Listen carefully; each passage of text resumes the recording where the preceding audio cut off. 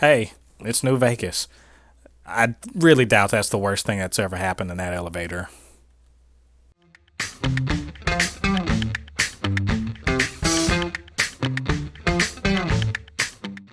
Woo! Welcome back, all you Fabricans and Fleshbags, to the Super Not Funny Show reviews. It is I, Mo Thépuppét, and today I'm going to take a look at the latest episode of The Stand, streaming on CBS All Access, or I guess Paramount Plus if you're watching this after March 4th of 2021. And that is episode 6, The Vigil. Well, it finally happened. We finally got a shit just got real episode.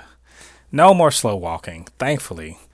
And in fact, it's almost at all full speed ahead on the plot threads that we've been hovering around.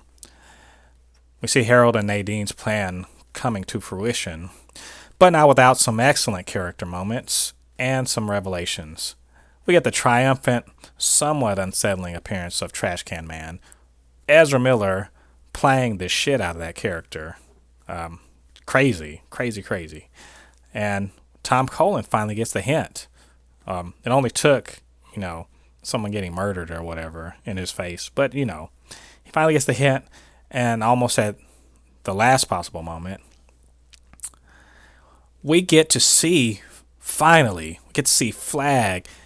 being motherfucking Randall, capital Flagg, Flag, in all his horrifying, terrible glory.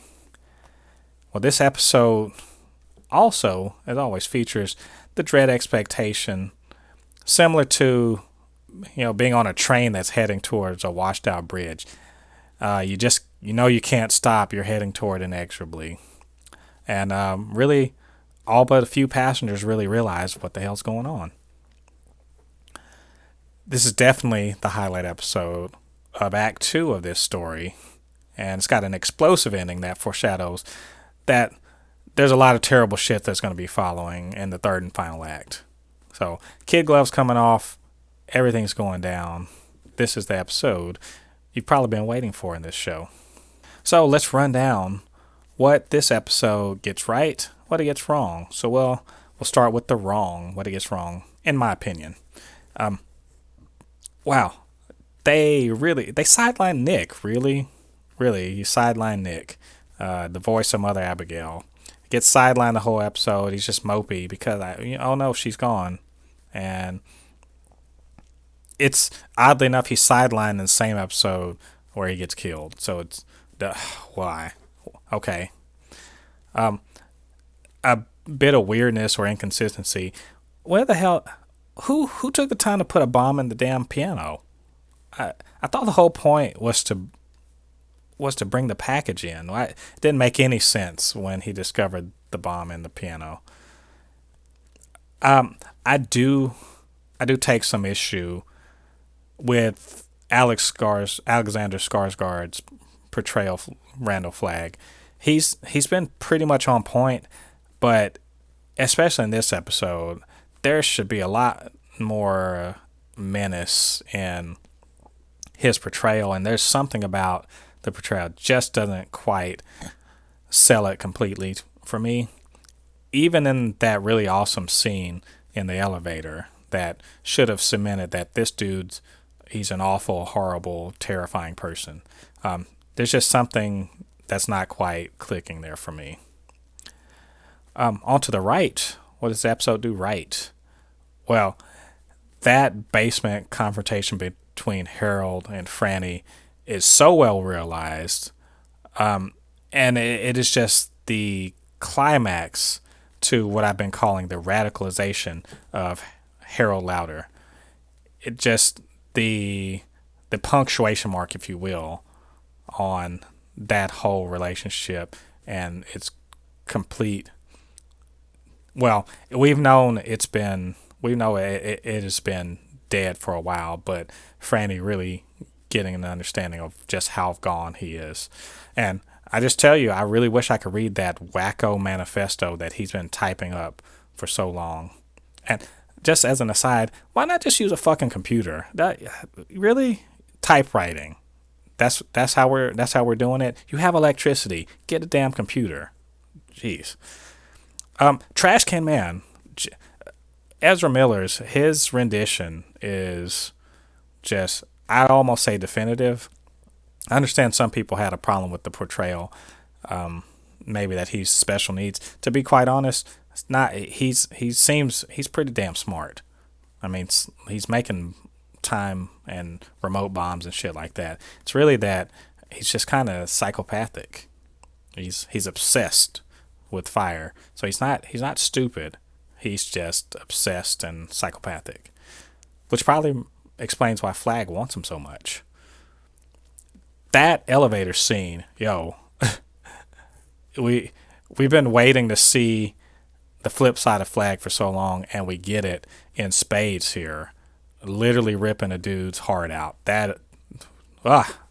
We not just that, the entire scene leading up to that, the entire bit where it's clear Flag's gonna kill this guy, but he's just sort of stalking his way up to it, and the way the guy thought he could get away, and not against a dude with magic, not gonna happen. So that was pretty terrifying, which I know goes against what I was saying earlier, but there's just a little something missing from it.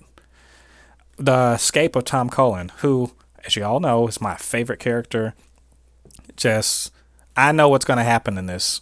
I've read the book and everything, and still I'm just on the edge of my seat, like, get the hell out of there, my friend. Get out of there, Tom Cullen. Bet nobody hurt Tom Cullen, god dang it.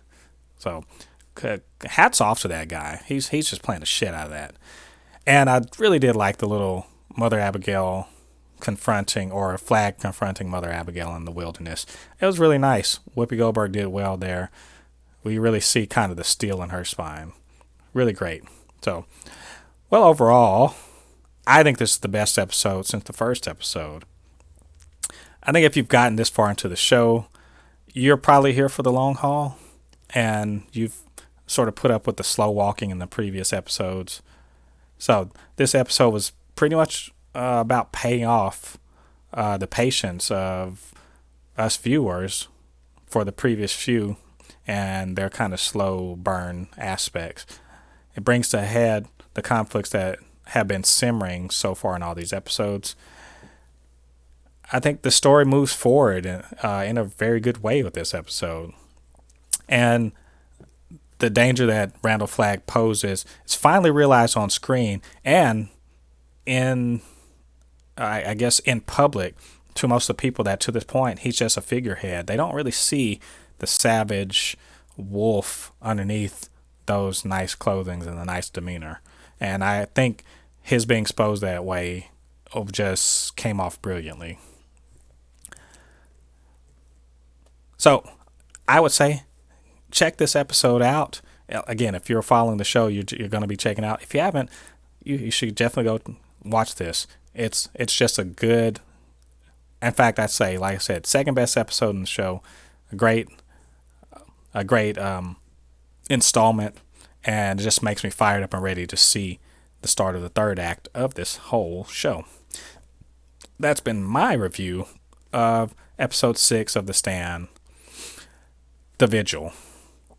What did you think about my review? Was it good? Was it bad? You got some comments? Why don't you shoot me one down in the comment section below, or you can email me, supernotfunnyshow@gmail.com, or on Twitter, supernotfunnys1. I would love to hear from you. Well, we got more reviews coming in the future, so come and join us then. But until then, it has been Jen Thépuppét, and I'm glad you could join me, and we'll see you on the next review. All you Fabricans and Fleshbags, check you on the other side of the thread. Peace.